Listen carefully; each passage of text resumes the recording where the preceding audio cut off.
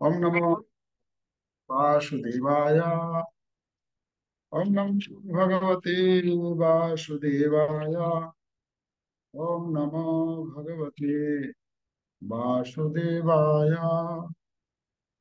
ओम नारायणं नमस्कृत्य नरं चैव नरोत्तमं देवीं सरस्वतीं व्यासं ततो जयमुदीरये। मुखं करोति वाचालं पङ्गुं लङ्घयति गिरिं यत्कृपातमहं वन्दे परमानन्दमाधवं श्रीगुरुं दिनतारिणं श्रीचैतन्येश्वरं हरि ओम तत्सत्। तो आज আমরা শ্রীমদ্ ভগবত গীতা চতুর্থ অধ্যায় জ্ঞান যোগের অন্তর্গত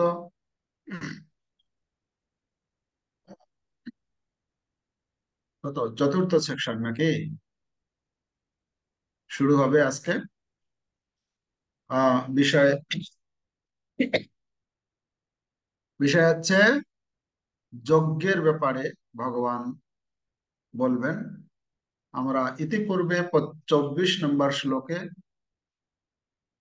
পেয়েছি ভগবান শ্রীকৃষ্ণ অর্জুনকে বলেছেন তোমার যজ্ঞ করা উচিত। কি রকম যজ্ঞ?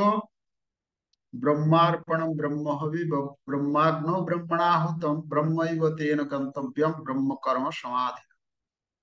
যে যা কিছু করবে ব্রহ্মের উদ্দেশ্যে। হম অর্জুনকে ভগবান বলছেন যে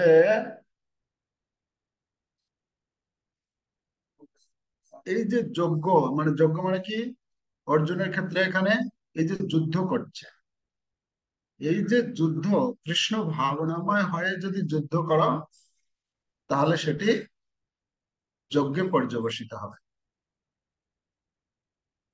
তো সে কথা, সেটা হচ্ছে ফাইনাল সিদ্ধান্ত দিয়েছেন যে এভাবে যজ্ঞ করো করো।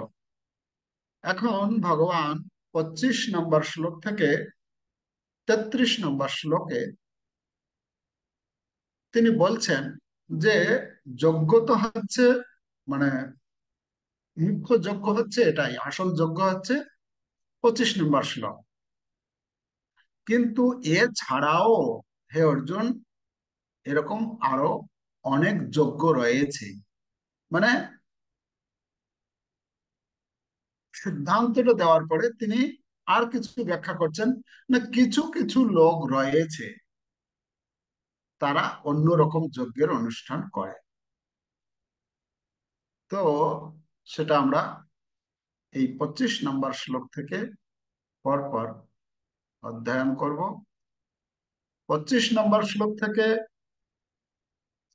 33 নম্বর শ্লোক, মানে মুখ্যত 25 নম্বর শ্লোক থেকে 8টি শ্লোকে ভগবান এই যজ্ঞ সম্বন্ধে বর্ণনা করবেন। 33 নম্বর শ্লোকে গিয়ে তিনি কনক্লুশন দিবেন, মানে উপসংহার দিবেন। 25 নম্বর শ্লোক থেকে 29 নম্বর শ্লোক পর্যন্ত বিভিন্ন যজ্ঞের কথা বর্ণনা করবেন, গুলিয়ে না যায় যাতে। 25 থেকে 33 হচ্ছে এই সেকশনটি আলোচনা করবেন ভগবান। তার মধ্যে 25 থেকে 32 নম্বর শ্লোক পর্যন্ত এই যজ্ঞ সম্বন্ধে বিভিন্ন কথা আলোচনা করার পর 33 নম্বর শ্লোকে তিনি উপসংহার দিবেন। আর 25 নম্বর শ্লোক থেকে 29 নম্বর শ্লোকের মধ্যে ভগবান বিভিন্ন ধরনের যজ্ঞের কথা তুলে ধরেছে। ঠিক আছে, তো আমরা 25 নম্বর শ্লোক পাঠ করব। সকলে দেখুন। দৈবমেবা পরে যজ্ঞম যোগিনঃ পর্যুপাসতে ব্রহ্মাজ্ঞাব পরে যজ্ঞম যজ্ঞেনৈবোপজুহতি। তাকে বলা হচ্ছে দৈবম এব অপরে যজ্ঞম। দৈব, দৈব মানে হচ্ছে দেবতা। এব অপরে, মানে অপরে মানে অন্য কিছু লোক, অন্য লোকে। কেউ কেউ দৈব যজ্ঞ মানে দৈব যজ্ঞ করে। যোগিনাহা পর্যুপাসতে। তো যোগিনাহা আর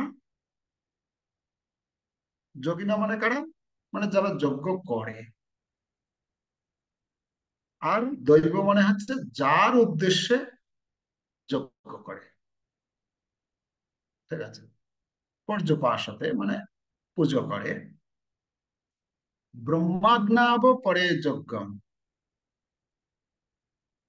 তো আমরা আগে অনুবাদ করি। অনুবাদে এখানে প্রপাত অনুবাদ করেছেন, কোন কোন যোগী দেবতাদের উদ্দেশ্যে যজ্ঞ করার মাধ্যমে তাদের উপাসনা করেন। তাহলে কোন কোন যোগী দেবতার উপাসনা করার জন্য যজ্ঞ করেন, আর অন্য অনেকে ব্রহ্মরূপ অগ্নিতে সবকিছু অর্পণ করার মাধ্যমে যজ্ঞ করেন। তাহলে দুই ধরনের কথা এখানে বলা হচ্ছে। কোন কোন যোগী দেবতাদের উদ্দেশ্যে যজ্ঞ করার মাধ্যমে তাদের উপাসনা করেন, আর অন্যজনে ব্রহ্মরূপ অগ্নিতে সবকিছু অর্পণ করার মাধ্যমে যজ্ঞ করেন। তাহলে এখানে আমরা দুই ধরনের লোকের কথা পাচ্ছি। তাৎপর্য, পূর্বের বর্ণনা অনুসারে কৃষ্ণ ভাবনায় ভাবিত হয়ে যিনি তার কর্তব্য পালন করেন তাকে বলা হয় সর্বশ্রেষ্ঠ যোগী। সর্বশ্রেষ্ঠ যোগী কোথায় বলা হচ্ছে না, 25 নম্বর 24 নম্বর শ্লোকে যে কথা বলা হচ্ছে, মানে কৃষ্ণ ভাবনায় ভাবিত হয়ে কর্তব্য কর্ম পালন করা, সে হচ্ছে সর্বশ্রেষ্ঠ। এটাই সিদ্ধান্ত। কিন্তু কিছু লোক আছে, অর্জুনকে ভগবান শ্রীকৃষ্ণ 24 নম্বর শ্লোকে তার করণীয় সম্বন্ধে বলার পর এবারে তিনি এই জগতে আর কি কি ধরনের লোক কিভাবে যজ্ঞ করে তার সম্বন্ধে 25 নম্বর শ্লোক থেকে বলবেন। বলছেন এখানে 25 নম্বর শ্লোকে, কিন্তু এমন অনেক মানুষও আছেন যারা দেব উপাসনা করার জন্য অনুরূপ যজ্ঞের অনুষ্ঠান করেন। তাহলে কিছু লোক আছে দেব উপাসনা করেন, আবার অনেকে আছেন যারা ব্রহ্ম অথবা ভগবানের নির্বিশেষ সত্তার উদ্দেশ্যে সবকিছু উৎসর্গ করেন। তাহলে দুই ধরনের লোক, একটা হচ্ছে ব্রহ্মের উদ্দেশ্যে, আর একটা হচ্ছে দেবতার উদ্দেশ্যে। হ্যাঁ। সুতরাং বিভিন্ন স্তরের জন্য বিভিন্ন ধরনের যজ্ঞের অনুষ্ঠান আছে, বিভিন্ন স্তরের জন্য বিভিন্ন অনুষ্ঠান। এই ধরনের বিভিন্ন অনুষ্ঠাতার দ্বারা অনুষ্ঠিত যজ্ঞ সমূহ বাহ্যিকভাবে ভিন্ন ভিন্ন বলে চিহ্নিত হয়ে থাকে। বাস্তবিক পক্ষে যজ্ঞ সম্পাদন কেবল ভগবান শ্রীবিষ্ণুকে তুষ্ট করার জন্যই, এবং শ্রীবিষ্ণুর আর এক নামও হচ্ছে যজ্ঞ। সমস্ত যজ্ঞ অনুষ্ঠানকে দুই ভাগে ভাগ করা যায়। সমস্ত যজ্ঞকে দুটি ভাগে ভাগ করা যায়। কি কি? তার একটি জড় সুখ স্বাচ্ছন্দ্য লাভের জন্য, মানে জড় সুখ আমি কি করে পাবো, ইন্দ্রিয় তৃপ্তি করবো, এবং অন্যটি ভগবানকে জানবার জন্য। পয়েন্ট প্রপাত তুলে ধরেছেন, পয়েন্ট গুলোকে মনে রাখো। যারা কৃষ্ণ ভাবনায় ভগবত ভক্ত, কৃষ্ণ ভাবনাময় ভগবত ভক্ত, তারা ভগবানকে তুষ্ট করার জন্য তাদের সবকিছুই ভগবানের চরণে অর্পণ করেন। তাহলে এখানে পাওয়া যাচ্ছে কি, এখানে আমরা এই তাৎপর্যে তিনটে ভাগ পাবো। একটা হচ্ছে জড়সুখ স্বাচ্ছন্দ্য লাভ, অন্যটি হচ্ছে ভগবানকে জানা, হ্যাঁ, মানে নির্বিশেষবাদের কথা বলবেন প্রভুপাদ, আর একটা হচ্ছে ভগবত। তিনটা। কিন্তু আরেক শ্রেণীর মানুষ আছেন যারা অনিত্য জড়সুখ ভোগ করবার জন্য ইন্দ্র সূর্য আদি দেবতাদের উপাসনা করে যজ্ঞ করেন। আর যারা নির্বিশেষবাদী তারা নির্বিশেষ ব্রহ্মজ্যোতিতে তাদের সত্তা বিলীন করার মাধ্যমে যজ্ঞ সম্পাদন করেন। তাহলে তিন ধরনের লোক পেলাম। একটা হচ্ছে নির্বিশেষবাদী, তারাও এক রকমের যজ্ঞ করে। যারা ভগবানের ভক্ত তারা এক রকমের যজ্ঞ করে, আর যারা জড়সুখ ভোগ উপভোগ করতে চায় তারা। তো দেবতারা পরমেশ্বর ভগবানের দ্বারা নিয়োজিত শক্তিশালী জীব সমূহ, যারা অগ্নি, বায়ু, জল আদি ব্রহ্মাণ্ডের বিভিন্ন শক্তির পর্যবেক্ষক ও পরিচালক, যারা সুখ ভোগের জন্য বৈদিক কর্মকাণ্ড অনুসারে বিভিন্ন যজ্ঞের দ্বারা বিভিন্ন দেবদেবীর পূজা করেন, তাদের বলা হয় বহুস্বরবাদী। আর এক শ্রেণীর অধ্যাত্মবাদী পরম তত্ত্বের নির্বিশেষ সত্তার উপাসনা করেন এবং বিভিন্ন দেবদেবীর অনিত্যতা অনুভব করে ব্রহ্মজ্যোতিতে তাদের পৃথক সত্তা উৎসর্গ করে ব্রহ্মে লীন হয়ে যান। এই সমস্ত নির্বিশেষবাদীরা ব্রহ্মতত্ত্বের চিন্ময় স্বরূপ উপলব্ধির জন্য দার্শনিক মনোধর্মের পন্থা অবলম্বন পূর্বক কাল যাপন করেন। পক্ষান্তরে সকাম কর্মীরা ইন্দ্রিয়তৃপ্তি সাধনের জন্য তাদের জাগতিক সম্পদ উৎসর্গ করেন, আর নির্বিশেষবাদীরা ব্রহ্মে বিলীন হয়ে যাওয়ার জন্য তাদের জড় উপাধি সমূহ উৎসর্গ করেন। নির্বিশেষবাদীদের কাছে যজ্ঞাগ্নি হচ্ছে পরব্রহ্ম এবং ব্রহ্মাগ্নিতে তাদের অস্তিত্বের আহুতি হচ্ছে যজ্ঞার্পণ। কিন্তু অর্জুনের মতো কৃষ্ণ ভাবনাময় ভক্ত শ্রীকৃষ্ণের সন্তোষ বিধানের জন্য সর্বস্ব অর্পণ করেন এবং এভাবে তার সমস্ত জাগতিক সম্পদ এমনকি তার আত্মস্বরূপও ভগবানের শ্রীচরণে সমর্পণ করেন। এভাবে কৃষ্ণ ভক্তই হচ্ছেন সর্বশ্রেষ্ঠ যোগী, কিন্তু তিনি কখনো তার স্বরূপের বিনাশ করেন না। তাহলে এখানে কত সুন্দর প্রাঞ্জল তাৎপর্য দিয়েছেন শ্রীল প্রভুপাদ। আমরা এখানে খুব সুন্দর শ্লোক। এই যজ্ঞের ব্যাপারটা কেন, যেহেতু অনেক কিছু বলা হবে, একটু ধীর স্থির ভাবে আমাদের শ্রবণ করতে হবে, তাহলে আমরা বুঝতে পারবো, না হলে মানে বোঝা খুব কঠিন হয়ে যাবে। এই জন্য এখানে যে আমরা পাচ্ছি, এই 25 থেকে 29 নম্বর শ্লোকে বিভিন্ন যজ্ঞের কথা বর্ণনা করা হচ্ছে। যদি আমরা দেখি এই আহ, এই চতুর্থ বিভাগে এই 25 থেকে 33 নম্বর শ্লোকের, এখানে আমরা দেখব তিনটে বিষয় আমরা এখানে পাবো। একটা হচ্ছে এই যে বিভিন্ন যজ্ঞের কথা যে বলা হচ্ছে, এর লক্ষ্য কি, যজ্ঞের এত বৈচিত্র্য কেন, মানে বিভিন্ন রকমের যে যজ্ঞ কেন, এবং কিভাবে সেই যজ্ঞগুলো অনুষ্ঠান করা হয়। বুঝা গেল? পয়েন্ট করেছেন? নোট করেছেন? বলা হচ্ছে যজ্ঞের লক্ষ্য, এই যে যে যজ্ঞের কথা বলা হচ্ছে এর লক্ষ্য কি, এই সমস্ত যজ্ঞ মানে এত বিস্তার, মানে বিভিন্ন প্রকারের যজ্ঞ কেন, এটা বিভিন্ন প্রকারের যজ্ঞ কেন, এবং সেই সমস্ত যজ্ঞ কোন যজ্ঞ কিভাবে সম্পাদন হয়, মানে কিভাবে করা হয়। ঠিক আছে, তিনটে পয়েন্ট এই পুরো সেকশনের।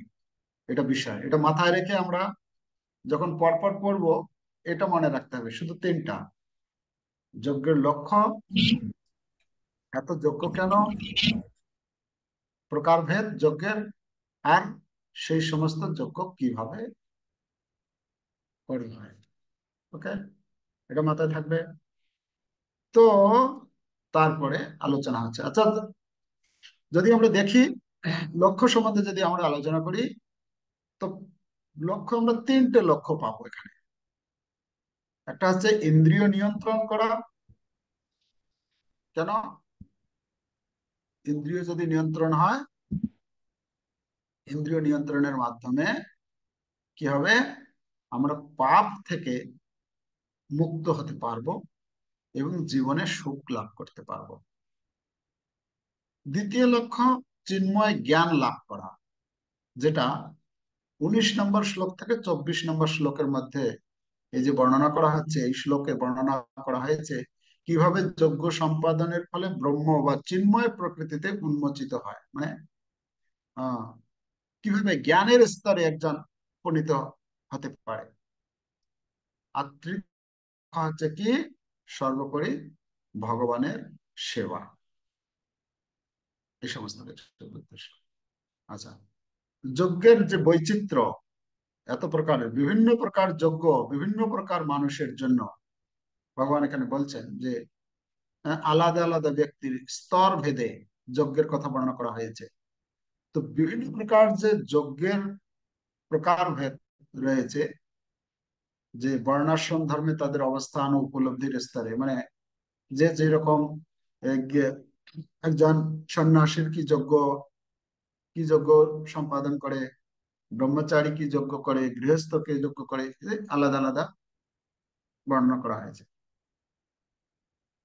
আর যেটা আমরা 32 নম্বর শ্লোকে পাবো, এবং বহুবিধা যজ্ঞা, এবং মানে এইরকম অনেক যজ্ঞের কথা বর্ণনা করা হয়েছে।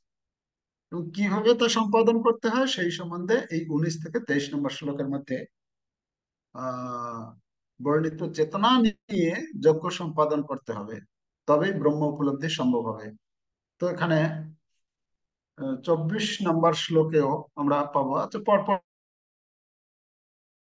আহ পাবো। তো মুখ্যত 25 থেকে 29 নম্বর শ্লোকের মানে আমরা যে আলোচনা, মুখ্য বিষয় হচ্ছে বিভিন্ন প্রকার যজ্ঞের বর্ণনা, যা আমাদের চিন্ময় জ্ঞানের দিকে পরিচালিত করে।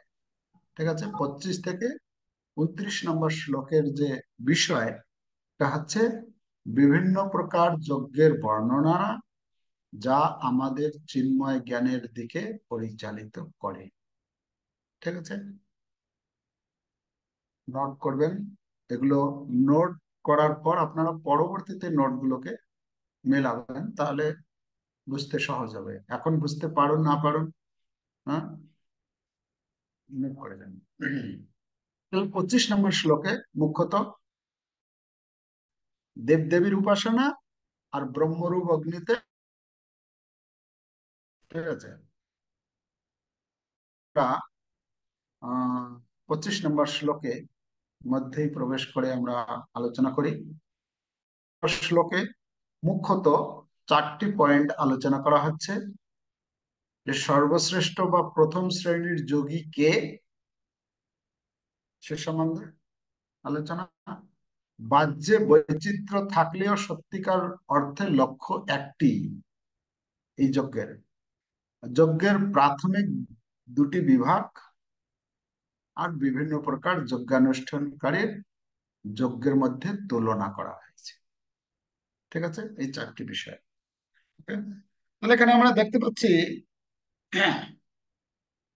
এখানে আলোচনা করা হচ্ছে যে দুই প্রকার যজ্ঞের বর্ণনা। আম, এখানে বলছেন দৈবম, দৈবম এবা পরে যজ্ঞ। দৈবম মানে দেবতাদের, এব অপরে মানে অন্য অনেকে দেবযজ্ঞ করে থাকে। দেবযজ্ঞ কেন করা হয়? দেবযজ্ঞ করার দেবযজ্ঞ কেন করা হয়?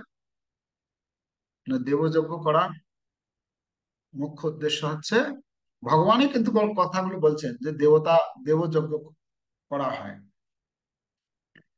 যদিও ভগবান পরবর্তীতে আমরা দেখব 7ম অধ্যায়ের শ্লোক থেকে 23 নম্বর শ্লোক, সেখানে এই দেবতা পুজোকে নিন্দা করেছেন। যারা দেব উপাসনা করে তাদেরকে নিন্দা করেছেন। কিন্তু এখানে আবার ভগবান দেবযজ্ঞ, দেব উপাসনা যজ্ঞের কথা বলা হচ্ছে, বলছেন কেন? না, ভগবান যে সেখানে যে দেব উপাসনার কথা বর্ণনা করেছেন সেই 7ম অধ্যায়ে, সেখানে বর্ণনা করেছেন কি, কাদেরকে নিন্দা করেছেন? না, যারা দেব উপাসনা করে কিন্তু নিজের ইন্দ্রিয় তৃপ্তির জন্য করে। কামস্তৈতৈ হিত জ্ঞানা তন্তে অন্য দেবতা, মানে কামনা বাসনার দ্বারা প্রভাবিত হয়ে অন্য দেবতা, মানে বিভিন্ন ভগবান, মানে ভগবানের উপাসনা না করে তারা বিভিন্ন দেবদেবীর উপাসনা, সেই সমস্ত ব্যক্তিদেরকে ভগবান নিন্দা করেছেন। কিন্তু এখানে যে দেব উপাসনার কথা বলা হচ্ছে, দেব পূজার কথা বলা হচ্ছে, এটা কিসের জন্য? এখানে বলছেন যে দেব উপাসনা করে অনেক সময় ভগবানের ভক্তরাও দেব পূজা করে থাকেন, দেব পূজা করে থাকেন, আমরা এরকম ঘটনা পেয়েছি।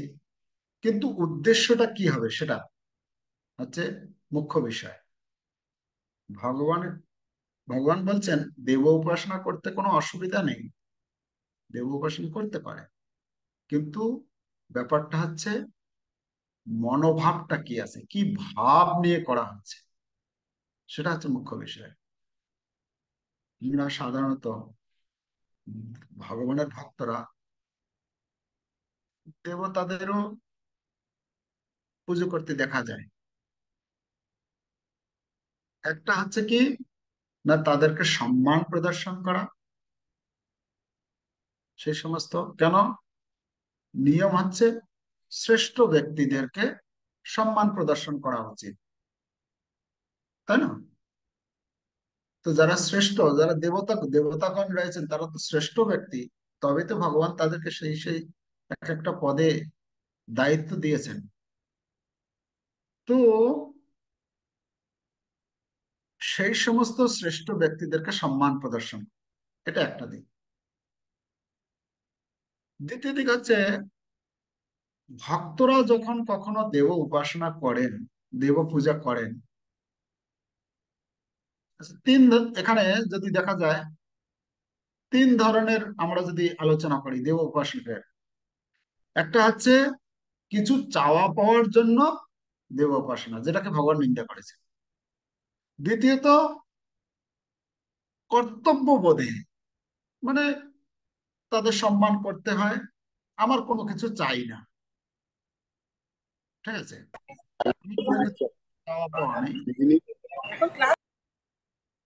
তো আমি সেই উদ্দেশ্যে দেব পূজা করছি। তৃতীয় হচ্ছে কিছু চাওয়া পাওয়া নিয়ে দেবতার উপাসনা। কিরকম চাওয়া পাওয়া? প্রথমটাও ছিল চাওয়া পাওয়া, আর শেষেরটাও চাওয়া পাওয়া, মাঝখানেরটা হচ্ছে আমি কিছু চাই না। তাহলে প্রথম যে চাওয়া পাওয়া সেটা হচ্ছে নিজের ইন্দ্রিয় সুখ লাভের জন্য, যেটা সমাজে যে দেব পূজা করা হয়, ধনম দেহি যশম দেহি, হ্যাঁ, দিশো দেহি, মানে এই যে দেহি দেহি দেহি করে যে করা হয়, সেটা হচ্ছে নিকৃষ্ট ক্যাটাগরি। তার ঊর্ধ্বে হচ্ছে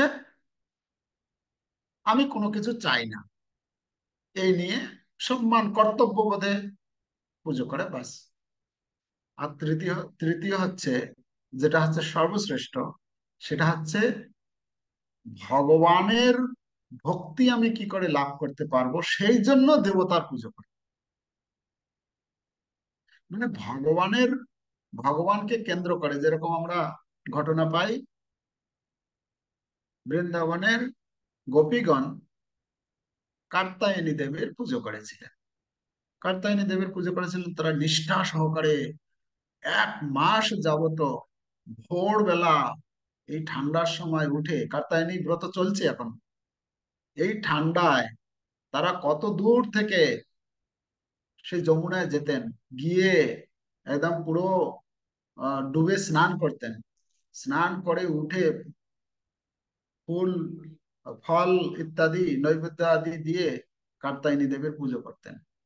1 মাস যাবত করেছেন। উদ্দেশ্য কি? কাত্যায়নী মহামায়ী মহাযোগিন অধীশ্বরী। তো হে কাত্যায়নী দেবী, হে মহামায়, হে অধীশ্বরী, আপনি আমাদেরকে এই কৃপা, এই বরদান দিন, যাতে এই নন্দ বাবার যে নন্দন কৃষ্ণ, তাকে যেন আমি পতিরূপে লাভ করতে পারি। এটা হচ্ছে, তারা হচ্ছেন নিষ্ঠা সহকারে কিন্তু করেছেন। হ্যাঁ, যারা দেব উপাসক, যারা মানে প্রথম ক্যাটাগরির, তারা যে দেব উপাসনা করে তাদের মধ্যে নিষ্ঠা থাকে না, তার মধ্যে সুচিতার অভাব থাকে, তাদের যে নিয়ম কানুন সেগুলো সঠিকভাবে সে পালন করে, তারা পালন করে না। আমরা দেখি এই যে মায়ের যে পুজো করছে, কি গান বাজাচ্ছে, কি যে ভোগ লাগছে, কি যে তারা খাচ্ছে, তার কোনো কিছু ঠিক নেই। কিন্তু একজন ভগবানের ভক্ত যখন পুজো করে, একদম নিয়ম নিষ্ঠা সহকারে তারা পুজো করে। হ্যাঁ, যেটা গোপীগণ পুজো করেছিলেন একদম নিষ্ঠা সহকারে। তো উদ্দেশ্য হচ্ছে কৃষ্ণকে কি করে আমি পাবো, সেই উদ্দেশ্যে যজ্ঞ, এটাকে বলা হচ্ছে যজ্ঞ। আচ্ছা, আর একটা কথা জেনে রাখতে হবে আমাদের, যে দেবতাদের ভক্তি করা যায় না। ভক্তি আর পূজা, দুইটার মধ্যে পার্থক্য রয়েছে। পুজো করা, পুজো করা হয় কাকে? পূজনীয় ব্যক্তিকে, মানে সম্মানীয় ব্যক্তিকে। দেবতারা হচ্ছেন, দেবদেবীরা হচ্ছেন সম্মানীয় ব্যক্তি, বা আমাদের যারা বয়োজ্যেষ্ঠ, যারা জ্ঞানী গুণী বিদ্বান, তাদেরকে আমরা কি করি? পুজো করি, সেটা পূজা করি আমরা। কিন্তু ভগবানকে, ভগবানের ভক্তি করা হয়। তো ভক্তিটা কোথায়, কোন ক্ষেত্রে প্রযোজ্য? ভগবানের ক্ষেত্রে প্রযোজ্য। আর পুজোটা বিভিন্ন দেব দেবী বা পূজনীয় ব্যক্তিকে পুজো করা হয়। তো এখানে যে কথা বলা হচ্ছে দৈব মেবা পরে যজ্ঞম, দৈবম, এই দেবতাদের যে পুজো করা হয়, দেবতাদের মানে পুজো করাটাই হচ্ছে যজ্ঞের কথা বলা হচ্ছে এখানে। যোগিনহ মানে, যোগী মানে হচ্ছে যোগী, আর যোগিনহ মানে হচ্ছে বহুবচন। তো যারা এইভাবে পর্যুপাসতে মানে পুজো করে, উপাসনা করে দেবদেবীর, আমরা এরকম ঘটনা অনেক দেখেছি। যে আহ আর কে, রুক্মিণী দেবী, রুক্মিণী দেবী যখন এই শিশুপালের সঙ্গে বিবাহ হবে, তার দাদা রুক্মী ঠিক করেছে শিশুপালের সঙ্গে বিবাহ দেবে। রুক্মিণী দেবী তখন চিন্তা করছেন কি করে এটা হতে পারে। তো তিনি সেই ব্রাহ্মণকে দিয়ে চিঠি লিখে পাঠালেন কৃষ্ণের কাছে, যে হে, তার কোনোদিন দেখা হয়নি, শুধু শুনেছেন নারদ মুনির কাছে, দেখে দেখেই তার ভগবানের প্রতি প্রেম হয়ে গেছে। তো ভগবানকে লাভ লেটার লিখেছেন যে তুমি যদি না আসো, এসে যদি আমাকে যদি এই বিবাহের পূর্বে নিয়ে না যাও, তাহলে আমি আত্মহত্যা করব, আমি এই জীবন রাখবো না, মৃত্যুবরণ করব। উনি অনেক কিছু শব্দ লিখেছেন, খুব সুন্দর সুন্দর শব্দ লিখেছেন, ভাগবতমে তা বর্ণনা রয়েছে। তো ভগবান শ্রীকৃষ্ণ সেই লেটার পেয়ে তিনি তার উত্তম রথ নিয়ে ধাওয়া করলেন। আর কোন সময় কি হবে সে কথা সেখানে মেনশন করে দিয়েছেন রুক্মিণী দেবী, যে আমি এই বিবাহের পূর্বে কি হবে, মানে আমি অম্বিকা মাতা মন্দিরে পুজো করতে যাব। কোন সময়ের তিথি নক্ষত্র তো নিয়েই তো কাজ হয়। তো বলে দিয়েছেন মুহূর্ত, এই সময় আমি যাব ওখানে, সেখান থেকে যদি আহ আপনি যদি পারেন, সম্ভব হয়, তাহলে সেখান থেকে আমাকে হরণ করতে পারেন। তো সেখানে গিয়েছেন রুক্মিণী দেবী, গিয়ে মাতাকে পুজো করছেন, পুজো করছেন, কিন্তু কি কি কি তার মনের মধ্যে কি, মনের মধ্যে একটাই, হে শিবপত্নী, হে জগদম্বিকে, হে অম্বিকা মাতা, আপনি আমাকে এই আশীর্বাদ প্রদান করুন, কৃষ্ণকে যেন আমি পতিরূপে লাভ করতে পারি, কৃষ্ণ যেন আমাকে এসে এখান থেকে নিয়ে চলে যায়। মানে চিন্তাটা হচ্ছে কৃষ্ণ, আর পুজোটা করছেন অম্বিকা মাতা। ঠিক আছে? তো একজন ভক্ত কি করছেন, অম্বিকা দেবীর পুজো করছেন, কিন্তু উদ্দেশ্যটা কোথায়? কৃষ্ণ। চেতনায় আছে কৃষ্ণ, পুজো করছেন দেবদেবীর। তো এভাবে ভগবানের ভক্তরা কখনো কখনো এরকম শিবের পুজো করতে দেখা যায়, শিবের পুজো করছেন। হ্যাঁ, কেন পুজো করছেন? হ্যাঁ, আমরা এখানে আমাদের ক্ষেত্রপাল শিবের পূজা করি। ওহে ক্ষেত্রপাল শিব, তুমি দয়াময়, কৃষ্ণ ভক্তি দেহ মোরে হইয়া সদায়। হ্যাঁ, আমরা শিবের কাছে প্রার্থনা করি যে আহ, আপনি আমাকে এই কৃপা প্রদান করুন, যাতে করে আমার মতি, আমার চেতনায় যেন সবসময় কৃষ্ণকে আমরা স্মরণ করতে পারি, কৃষ্ণ সেবা করতে পারি, কৃষ্ণ ভক্ত সঙ্গ করতে পারি, কৃষ্ণের কথা যেন শ্রবণ করতে পারি। হে শিবজি, আপনি সব সময় কৃষ্ণ কথায় মগ্ন থাকেন, আপনিও আমাকেও এই আশীর্বাদ করুন, যাতে আমার মনটা যেন কৃষ্ণ কথায় রুচি উৎপন্ন হয়। তাই ভাবে দেবতা উপাসনা ভক্তরাও কখনো কখনো করে থাকেন। আচ্ছা, প্রথম লাইনের অর্থ আরো অনেক কিছু আলোচনা করা যায়, কিন্তু যেহেতু আমাদের সং- সংক্ষিপ্ত সময়, আমরা পরের পরের লাইনটায় যাব। পরের লাইন, ব্রহ্মাগ্নাব পরে যজ্ঞম যজ্ঞে নৈব পুজুহতি। পরের লাইনটায় বলা হচ্ছে যে কি না, অন্য অনেকে ব্রহ্মরূপ অগ্নিতে সবকিছু নিবেদন করার মাধ্যমে যজ্ঞ করেন। এবারে বলা হচ্ছে ব্রহ্মরূপ মানে এই এখানে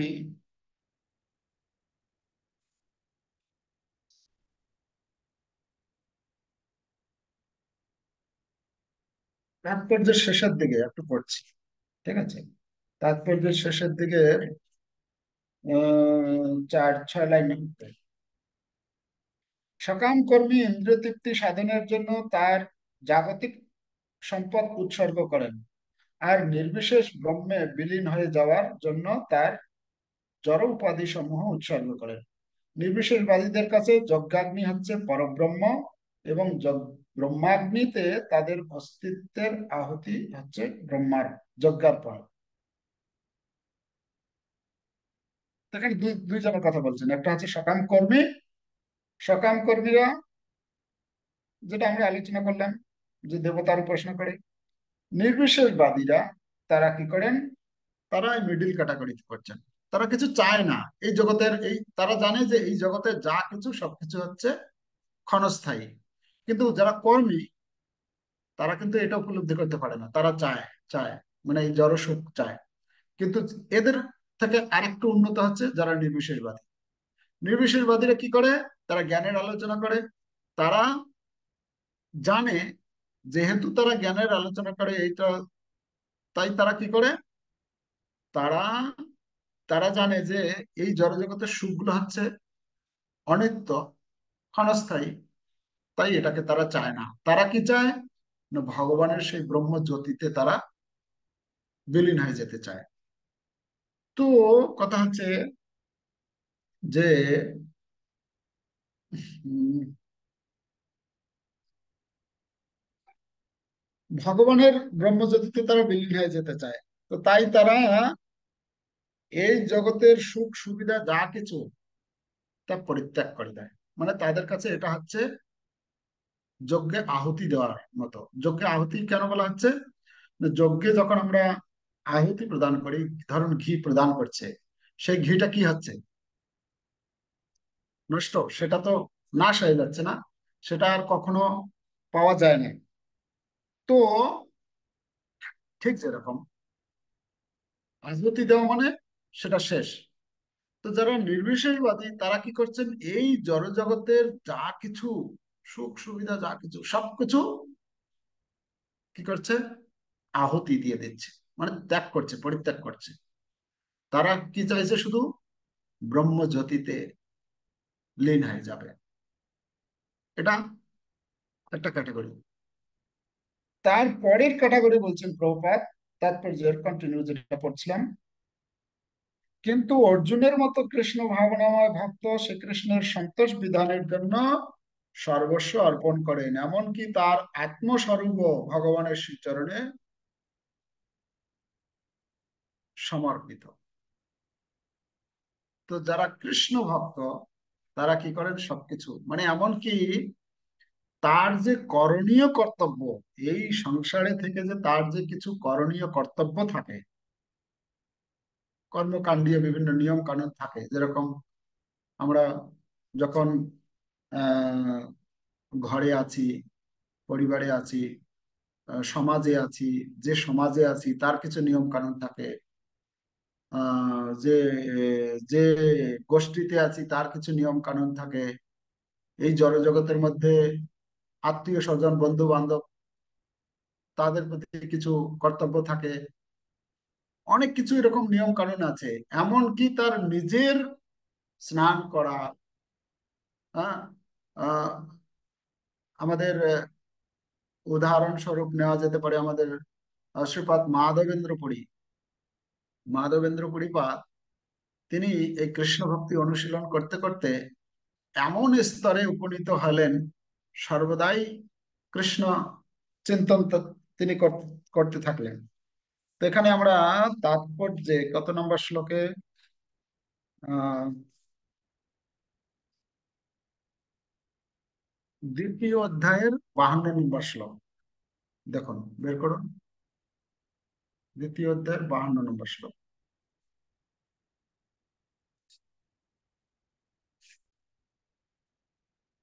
হম, তাৎপর্য বলছেন, দেখুন শ্লোকটা আছে যে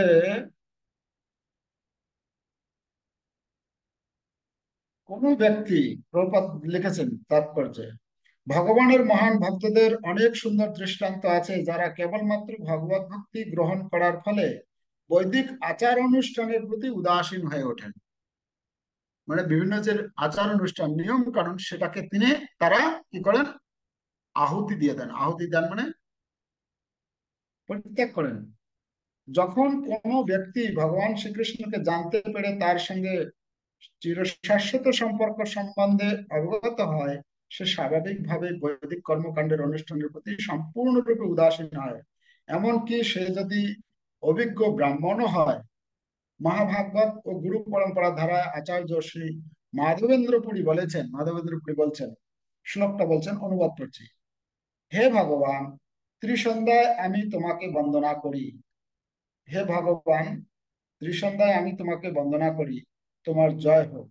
হে দেবতাগণ, মানে তিন তিন ত্রিসন্ধ্যা মানে 3 সন্ধ্যায় যে গায়ত্রী মন্ত্র আদি করা হয়, তো তাকে বলছেন, হে ত্রিসন্ধ্যা, তোমাকে আমি প্রণাম করি, তোমার বন্দনা করি।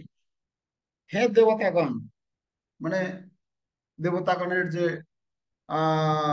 সম্মান করতে হয়, কর্তব্য তাদের প্রতি, তাই না? তো দেবতাগণকে বলছেন হে পিতৃগণ, মানে পিতৃপুরুষের উদ্দেশ্যে যে তর্পণ আদি করা হয় সেটা বলছেন। স্নানান্তে আমি, স্নানকেও বলছেন, যে স্নান, আমি যে স্নান করার যে একটা নিয়ম, তাকেও বলছেন আমি আর তোমাদের উদ্দেশ্যে তর্পণ করতে পারি না। মানে যা যা করণীয় সেটা আমি আর করতে পারছি না। আমি পিতৃতর্পণ করতে পারছি না, আমি স্নান সময় মতো করতে পারছি না, এই যে সময় অনুসারে যে বিভিন্ন যা কিছু করণীয় সেটা আর আমি করতে পারছি না। আমার এই অক্ষমতা তোমরা ক্ষমা করো। মাধবেন্দ্র পুরোহিত বলছেন, আমাকে ক্ষমা করুন আপনারা।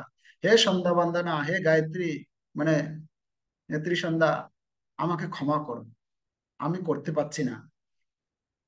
এখন আমি যেখানেই অবস্থান করি না কেন, আমি যদুকুলে শ্রেষ্ঠ কংসারী শ্রীকৃষ্ণকে স্মরণ করতে পারি এবং তার ফলে আমি সমস্ত পাপ বন্ধন থেকে মুক্ত হতে পারি। যেহেতু আমি কৃষ্ণ চিন্তায় কৃষ্ণ সেবার মধ্যে এত ব্যস্ত থাকি, ওইগুলো আর আমার সময় হয় না।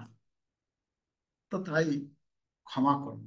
তাহলে এই রকম ভক্ত, মানে ভক্ত যত ধীরে ধীরে উন্নত হয়ে যাবে, তত ধীরে ধীরে তার যে এই সমস্ত নিয়ম কানুন যত আছে সেটা আর সঠিকভাবে সে করতে পারে না। কিন্তু তার মানে এই নয় কেউ ওটাকে যে না আমি তো এখন আমি এতদিন ধরে ভক্তি করছি, আমি এবারে ওইগুলো না করলেও হবে, এই সমস্ত নিয়ম পালন না করলে হবে, এটা কিন্তু চলবে না। এটা এটা উল্টো অপরাধ হয়ে যাবে।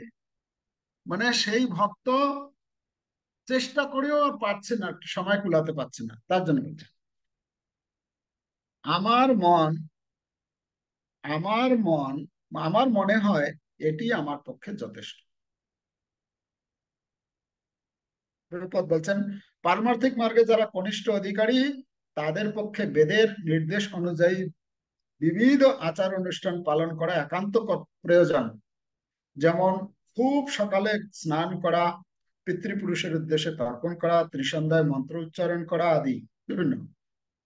কিন্তু কৃষ্ণগত প্রাণ হয়ে যিনি ভক্তি সহকারে ভগবানের সেবা করেন, তাকে আর কোনো আচার অনুষ্ঠানের বিধি পালন করতে হয় না, কারণ তিনি ইতিমধ্যেই সমস্ত ধারণার পরম সিদ্ধি লাভ করেছেন। সে কথা বলছেন। অর্জুন যে যুদ্ধক্ষেত্রে ছিলেন, কি মালা নিয়ে জপ করছিলেন, তো অর্জুনকে বলছেন তুমি আমার বড় ভক্ত। তাহলে কি করে বড় ভক্ত হলো? তিনি তো বসে গায়ত্রী করেননি, ওখানে যুদ্ধক্ষেত্রে না কিছু করেছেন, অন্য কিছু করেছেন, পুজো করেছেন, ধূপ দ্বীপ আরতি নিয়ে ভগবানকে পুজো করেছেন, কিছু করেনি। কিন্তু অর্জুন সবসময় কৃষ্ণ চেতনাময় ছিলেন, তাই না? তাই তার কাছে সেটা হচ্ছে সব থেকে বড় যোগ, তাই না? তো কথা হচ্ছে, আমরা এই কি বলে, শ্রীমদ ভাগবতমের তৃতীয় স্কন্ধে দেবহতী মাতা বলছেন, দেবতী মাতা বলছেন কি, কি শ্লোকটা, তপুস্তে জুহুষষ্ণুরার্যা ব্রহ্মানুচূর্ণম গৃণন্তি যেতে, প্রথম শব্দটা ভুলে গেছি। যে উনি বলছেন, হে ভগবান, আপনার এই পবিত্র নাম যার জিহ্বায় উচ্চারিত হয়, তা মনে করতে হবে যে সে সমস্ত যজ্ঞ সম্পাদন করেছে।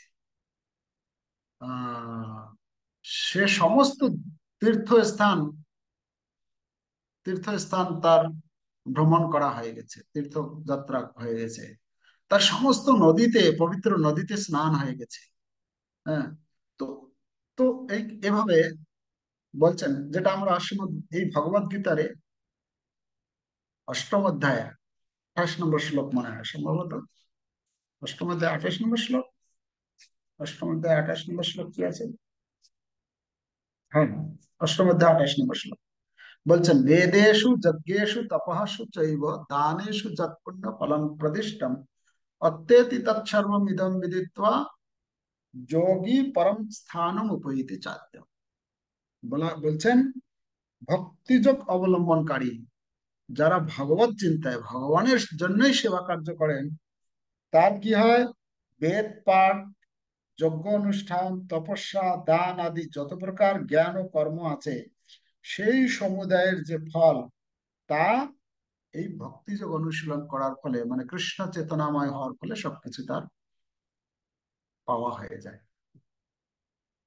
তাহলে এই শ্লোকে আমরা দেখতে পাচ্ছি অর্জুনকে এখানে বলছেন, অর্জুন সেই রকমই একজন ভক্ত ছিলেন, যিনি সম্পূর্ণরূপে কৃষ্ণ চেতনাময় ছিলেন। আর যেহেতু কৃষ্ণ চেতনাময় ছিলেন, তাই তার কাছে এই যুদ্ধ করাটাও হচ্ছে একটি যজ্ঞ, এবং শুধু যজ্ঞ না, এটা হচ্ছে শ্রেষ্ঠ যজ্ঞ, তাই না? বিভিন্ন কর্তব্য কর্ম আদি, হ্যাঁ, যদি পালন না করেও যদি কেউ, যেটা ভগবত গীতার অন্তিম যে শ্লোক আমরা দেখি, ভগবান বলছেন কি, সর্বধর্মান পরিত্যাজ্য মামেকং শরণং ব্রজ।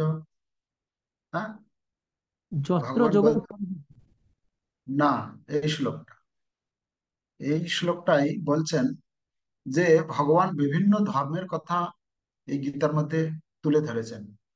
তুলে ধরার পরে শেষে বলছেন কি, অর্জুন, আমি যত রকমের ধর্মের কথা বলেছি, বা তুমি যতগুলো ধর্মের কথা মনে করো, গৃহস্থ ধর্ম, এই সমাজ ধর্ম, জাতি ধর্ম, যত রকমের ধর্মের কথা বলেছি, যোগ যোগের কথা, ধ্যানের কথা, কর্মের কথা, বিভিন্ন যে বর্ণনা করেছি আমি, তো সেইগুলোকে সবকিছুকে তুমি পরিত্যাগ করো, সমস্ত ধর্মকে তুমি পরিত্যাগ করো। কি করবে শুধু? মাম একম শরণম ব্রজ, শুধুমাত্র আমার আমার শরণাগত হও, আমার উদ্দেশ্যে কর্ম করো। তাহলে কি হবে? অহং ত্বং, ওই সমস্ত যে ধর্ম পালন করার উদ্দেশ্য কি না, পাপ থেকে মুক্ত হওয়া, তো আমি তোমাকে সমস্ত পাপ থেকে মুক্ত করে দেব। আর তোমার এই কার্যকলাপ যে অনুসরণ করবে পরবর্তীতে, তারা পর্যন্ত তারাও এভাবে পাপ মুক্ত হয়ে আমার ধামে তারা ফিরে আসতে। তো ভগবান শ্রীকৃষ্ণ এই শ্লোকে এই কথাই বলছেন যে কিভাবে কিভাবে যজ্ঞের কথা বর্ণনা করছেন। এক রকমের যজ্ঞ হচ্ছে দেব উপাসনা, দেব পূজা, রূপ যজ্ঞ। আর এক যজ্ঞ হচ্ছে, অন্য একটি যজ্ঞ হচ্ছে এই যজ্ঞের উদ্দেশ্যে, মানে যজ্ঞকে যজ্ঞের উদ্দেশ্যে অর্পণ করা। এই কথাটা একটু কঠিন কথা, যদি কেউ যদি মানে একটু ধ্যান সহকারে না বুঝে তাহলে গুলিয়ে ফেলবে। যজ্ঞকে যজ্ঞের উদ্দেশ্যে অর্পণ করা মানে বিভিন্ন কর্তব্য কর্ম আদি যে আছে এগুলো হচ্ছে এক একটা করে যজ্ঞ। আর সেই সমস্ত যজ্ঞকে ভগবত চিন্তার মাধ্যমে তার মানে ভগবানের উদ্দেশ্যেই অর্পণ করে দেওয়া, মানে ত্যাগ করে দেওয়া। তো যজ্ঞকে যজ্ঞের উদ্দেশ্যে আহুতি দেওয়া বলা আছে। ঠিক আছে। হরে কৃষ্ণ কৃষ্ণ কৃষ্ণ হরে হরে, হরে রাম রাম রাম